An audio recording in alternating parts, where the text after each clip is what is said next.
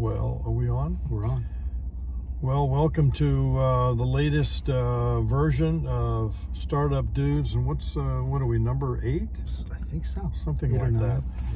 Yeah. We thought we'd do something a little different today and broadcast from the truck, Todd's truck. I'm Todd. This is my dad, Bill. And we are, thank you, by the way, for your support. We are excited that we have a bunch of subscribers now and people that are interested in learning more, and we're really happy to do this. We've been a little busy, which is why we're taking whatever time we can to do this, and we're actually sitting in my truck. And the topic that we want to discuss today is the idea that many people have, which is to go into business with family or significant others. What do you think about that? Really? Yeah. Why would they do that? I mean, I guess we've kind of done it. I guess we have done it. So there's got to be pros and cons, right, Todd, to this idea. There are. I mean, there's some convenience. And Well, what are the pros and Let me cons? cover the legal ones, and you tell me maybe the not so legal downsides of it. So legally, in my experience, and I've worked with a lot of startups that are family run. It can be husband and wife, it can be father and son, it can be brothers. The challenge is that they typically are not disciplined enough to treat it like a real business, right? It's like, are you going to put a contract in front of your wife? She's going to say, what are you talking about? Why are you doing this to me right now? Don't you trust me? The problem is you can't run a business, in my view, properly unless you do have documents and contracts in place. So I think it's just a little bit of a difficult proposition to do that with people that are really, really close to you, right? I mean, if you're going to go into a business, you have to treat it like a business, which means that you have to, I mean, are you able to criticize your wife in a way, give her constructive criticism in a way that she wouldn't be offended? Mm-hmm. Or is she able to do that with you? Perhaps. I think it'd be difficult, don't you think? Mm-hmm. So that's one thing that concerns me a little bit. But as far as why do people do it, I guess there are some pros. What do you think the pros are to doing it? Well, it's convenient, and I think a lot of people feel they like the sound of Kind of romantic.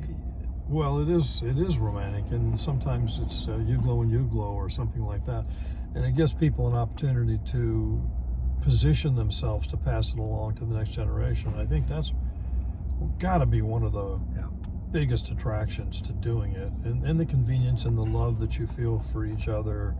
You know, why not? Let's spend more time together. Let's make some money together. You know. And we trust each other. I don't have to worry about my brother stealing from me.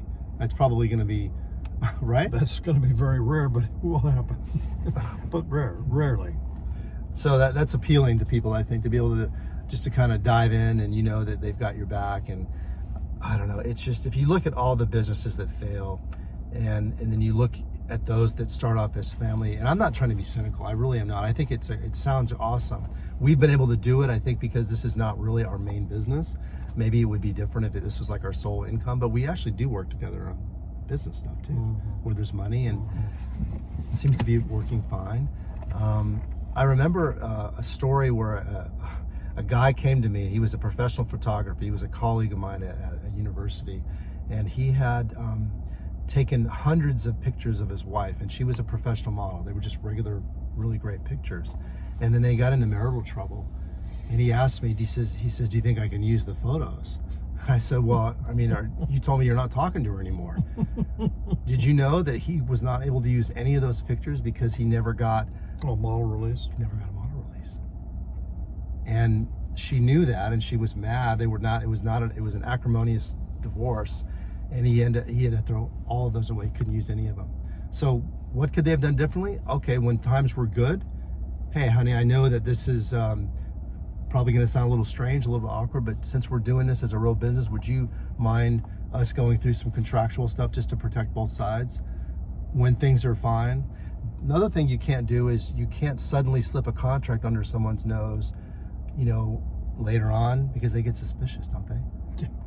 If it's outside the pattern? Yeah. Pattern. What is this? Yeah, what's new? What's prompting this? Are you planning some change in personal life? Did you find a new partner, or what's going on? The other example that comes to mind is the garage band scenario, where we start off 4 guys, 4 girls, whatever, and we're not making any money. We're doing it for the love of the music. And then one day we get some money out of it, where we get maybe we get a contract, or we get a great concert gig, and then money starts changing hands, and then what happens? Dad, you're a musician. I don't think my cut's big enough. Exactly, because I'm the lead guitarist, or I'm the guy that's writing all the music. Or I'm singing most of the songs. Right. So why is the keyboardist that plays every third song getting 25%? That can all be dealt with properly if you do it in the beginning. I mean, even with Journey, you look at a band like Journey, Institution, they're fighting to this day about who can use the songs and when. And again, you're not going to put a contract in front of anybody now. It's too late. So do it when everybody's happy, when we're all in love with each other, we're on the honeymoon, and then you've got a shot at, I think, working it out. Don't you think? Yeah, I think that, if I think about the whole perspective of this subject that we're talking about now, I think that's probably the most important takeaway, is behave like a business from the very beginning. That's right. And isn't it hard to do, though? You've got to be so disciplined. Most people just can't quite do it. It's a little bit uncomfortable, and most of the time, like if my mother says to me, why are you doing it that way? I feel like a little boy or something at that moment. And I'm what do you mean? I'm a grown man, and this is my business, and how dare you? And she has no bad intention. She's just trying to make a good point. So, are there any other, aside from those legal challenges, what are some other pros or cons to jumping into business together with family or really close friends? Well, the ones that come to mind are the ones we've sort of implied in kind of our narrative so far, and that is that why how dare you ask me a question like that, or how dare you criticize me like that? Well, this was just a constructive criticism. We're trying to make the business better. It's that line, that from personal to business. And yeah, but I'm your wife.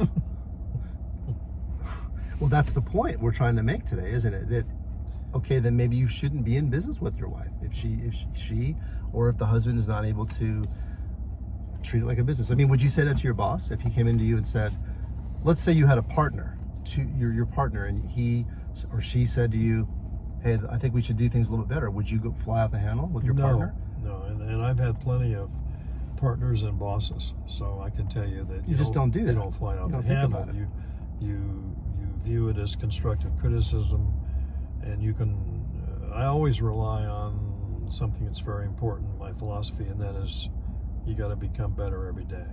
So you want to look for ways to grow and become better.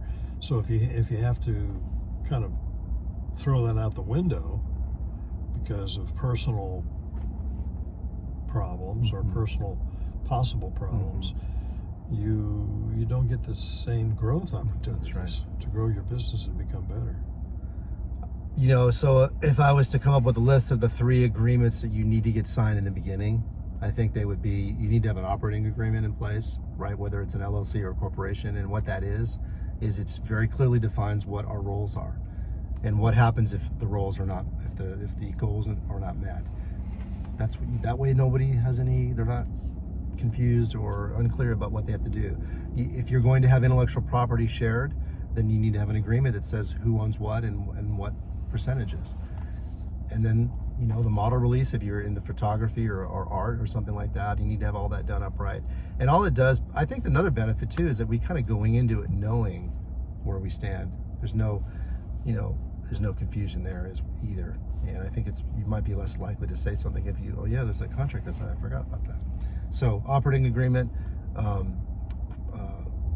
license agreements if you own things together, and then maybe a model release. Can you think of any other sort of housekeeping things you would do in the beginning? I think you've covered the most important ones legal-wise, and then we've given you a couple of takeaways, from a personal side to think about before you go down the road. Sounds like fun, though, doesn't it? Sounds like great. I want to go to. I know I want to be in business with you. I know I like that idea a lot. So, well, listen, thanks for your patience, everyone, as we had a little bit of a delay, but we'll try to get these out more frequently. If you have ideas on topics, please send them to us. Good idea. And feel free to subscribe. And we're always available for email questions or anything that you might need. This is our our way of giving back and between the two of us, we have at least 80 years, right? I think something like that. Yeah, something like that. Well, have a great Thanksgiving, everyone. Take care. Thank you. Bye-bye. Bye.